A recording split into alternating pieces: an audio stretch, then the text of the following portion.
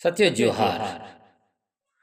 20 नवंबर 2023 को झारखंड के प्रथम मुख्यमंत्री एवं भाजपा नेता बाबूलाल मरांडी ने कहा कि झारखंड समेत देश के लिए धर्मांतरण एक बड़ी समस्या है।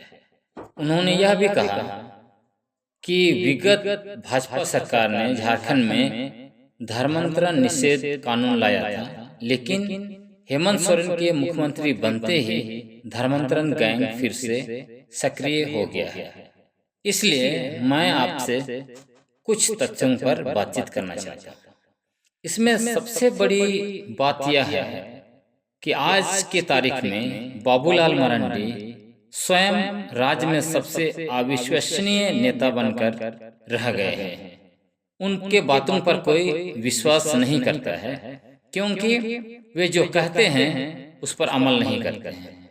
उन्होंने 2009 में कई मर्तबा कहा कि मैं कुतुब मीनार से कूद जाऊंगा, लेकिन फिर से भाजपा ज्वाइन नहीं करूंगा।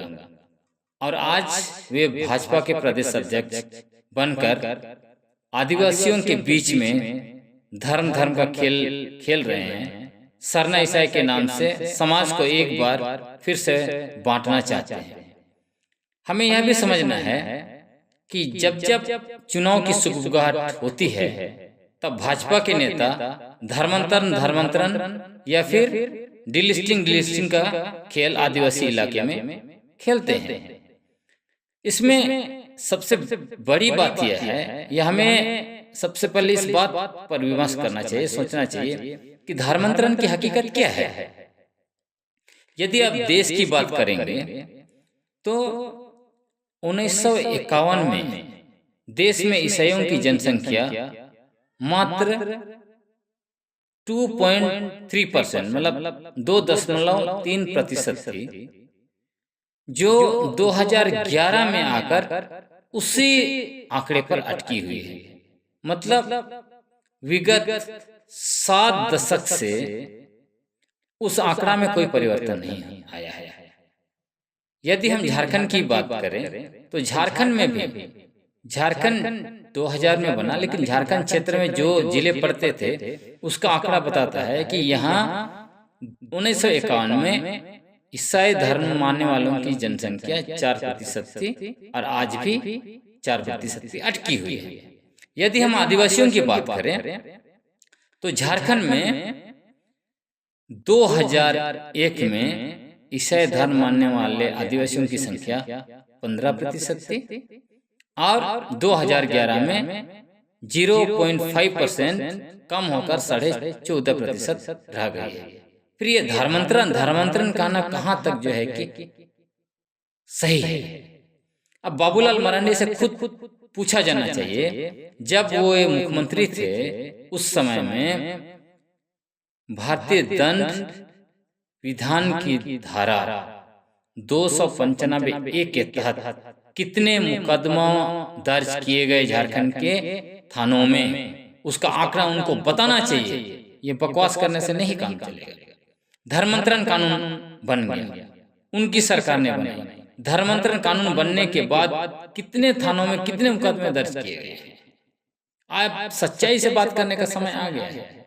ये जो लोग बकवास करते हैं उन लोगों को मुंह तोड़ जवाब देने का जरूरत है, क्योंकि ये लोग जब भी चुनाव आता है तब इस तरह का विवाद जो है कि फैलाते हैं, धर्म के नाम पर आदिवासियों को बांटते हैं।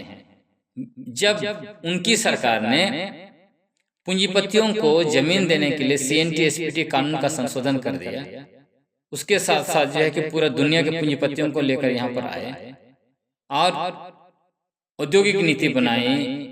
2016 में उसको संशोधन किया। पूरे राज्य के संसाधन को लूटकर, प्राकृतिक संसाधनों को लूटकर पूंजीपतियों को सौंपने के लिए जो है कि उन्होंने प्रयास किया। तब ये कहाँ थे? इन्होंने कोई सवाल नहीं उठाया। तो ऐसे नेताओं पर भरोसा बिल्कुल नहीं करना चाहिए। इनका मकसद ही है कि झारखंड में आदिवासियों को आपस में धर्म के नाम पर लड़वाओ और इनके पास जो भी बचा खुचा जमीन, जंगल, नदी, पानी, खनिज संपदा है उसको लूटकर पूंजीपतियों को दो। इसलिए ऐसे नेताओं पर भरोसा करना बंद करना होगा आदिवासी समाज को, और ऐसे नेताओं को वोट ना दे। ऐसे नेताओं को मुंह तोड़ जवाब देने के लिए आपके पास वोट है। एक वोट से आप ऐसे लोगों को मुंह तोड़ जवाब दे सकते हैं। चुनाव आ रहा है, आप सच के साथ खड़ा होइए और ऐसे लोगों को मुंह तोड़ जवाब दीजिए। जोहार।